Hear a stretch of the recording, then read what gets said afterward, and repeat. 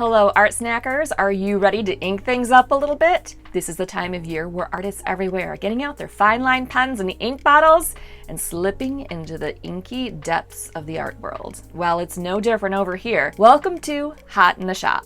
This is a series where we take a closer look at some fabulous products available in the ArtSnacks shop. My name's Jenny and I'm a mixed media artist. When I'm not on the ArtSnacks channel playing with the most amazing products they have to offer, you can find me at an Artfully Lived Life. In today's session, we're going to be busting into some bottles of acrylic ink and working on a surface I think you'll be impressed with. And because I just know you're going to want these products for yourselves, stick with me to the end and I'll tell you how you can get them for 15% off. Now let's take a look at the inspiration we're working with today. It all begins with a dragon I drew for one of my kids in my sketchbook. I've always wanted to do a little bit more with this drawing and now seems like the perfect time. So let's get him transferred on over to some Crescent 300 illustration board. Meet the most compatible surface for your mixed media creations. Each board in this pack of 3 features a cold pressed medium tooth surface. And that makes it perfect for all types of applications from pencils to ink. Speaking of ink, I'll be using the Sennelier Abstract Acrylic ink in Venetian Pink and Carbon Black. I think that Venetian Pink will work perfectly for our dragon, so let's give him a light wash of color.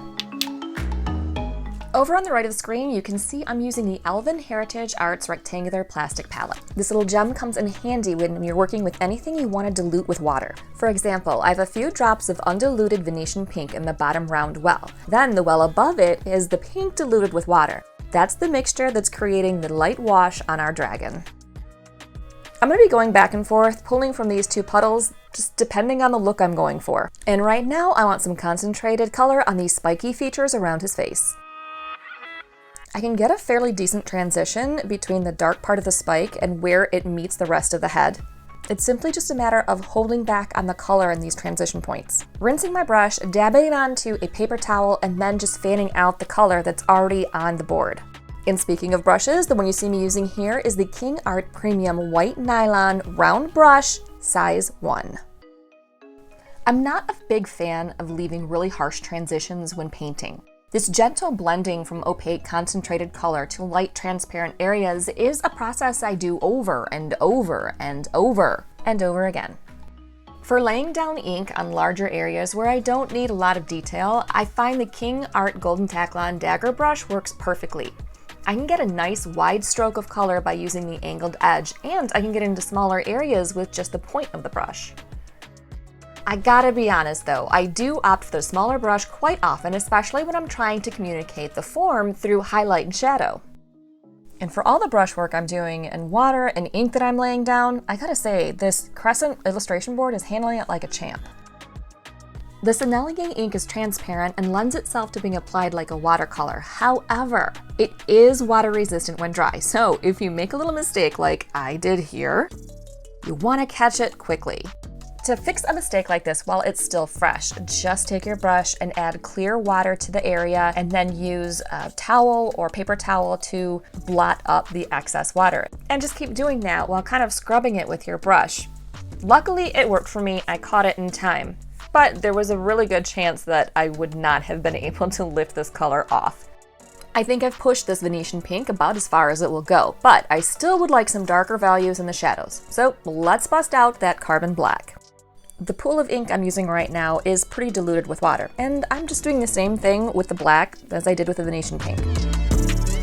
Since the ink is water resistant, I don't really have to worry about the black muddying up the pink at all, because it really doesn't reactivate it.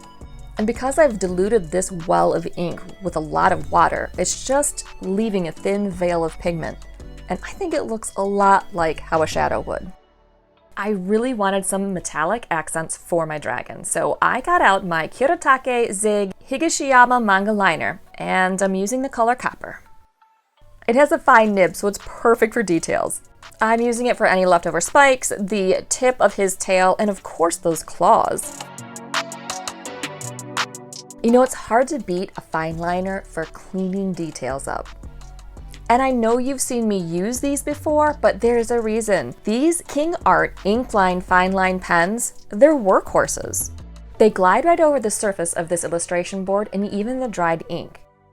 And because they're super water resistant when dry, I almost use them underneath the Sennelier ink. But because the ink becomes pretty opaque when layered up, I figured the fine liner would probably just get covered over anyway, so I decided to use it for the details over top of the Sibelier ink. Now you just can't have a dragon without scales, am I right? And I'm sure some would argue that dragons have scales on their limbs and on their head as well. But we're working with a small area here, so I just put him along the back of his neck, down his back, and to the point of his tail. I figured any more would just be too busy. I think it's safe to say that our dragon needs some sort of environment. I'm using the Cretacolor Fine Art Graphite Pencil to sketch in a few cave walls. And I just want to add that I was really surprised by how easily I could erase light sketch marks from this crescent board. And I mean there was nothing left behind. Okay, so if I was slow and careful with the dragon, the cave is gonna be the exact opposite. I'm slopping down the water and dropping in black ink. Just look at that bloom of black ink. And I don't know about you, but I love watching it back in a time lapse. I'm not looking to be meticulous with detail in this part of the picture.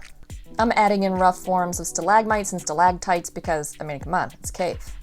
But my main focus is on the dragon, so I don't want to add anything that's going to distract from him. As parts of the board dry, I can come in and layer in more defined forms.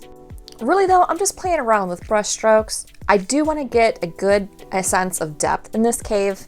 I don't want it to just look all flat.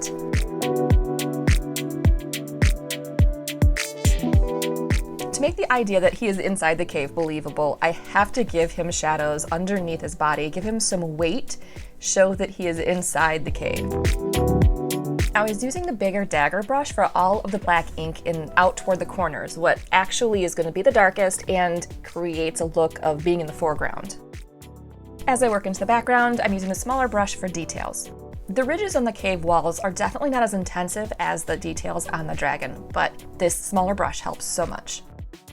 And it does help to add some pure black ink to some of those foreground elements as well. All right, I am happy with how the formations in the cave turned out. Now it's time to add some highlights. For that, I'm choosing the white Amsterdam acrylic marker with a 2mm nib. This paint marker is highly opaque and is quickly becoming one of my favorites for highlights. This nib is super durable, so it's not going to fall apart when going over this medium tooth surface. And just look how bright it shows up over the darkest parts of the cave where the black ink is most concentrated. And then at the last minute, even at this point in the video, I decided I needed to bust out that copper manga liner again and draw in some mineral deposits on the cave walls. At first, I went for the look of chunks peeking out of the rock, but stippling in concentrated dots of that metallic pen actually, I think, looked a little bit better. One thing I want to show you is how well this crescent illustration board held up with all that water I put on it. I'm pretty impressed by it. I'm really happy with how this turned out and I can't wait to show my son. He completely art directed that drawing a couple years ago and I think he's gonna like this finished piece. I hope you've enjoyed this video. All the supplies I've used today can be found in a link in the description box below. And to get 15% off these select products, just use coupon code HOT15 at checkout. While you're here, don't forget to give this video a like, subscribe for more videos, join us for free over on Mix, and follow ArtSnacks on social media.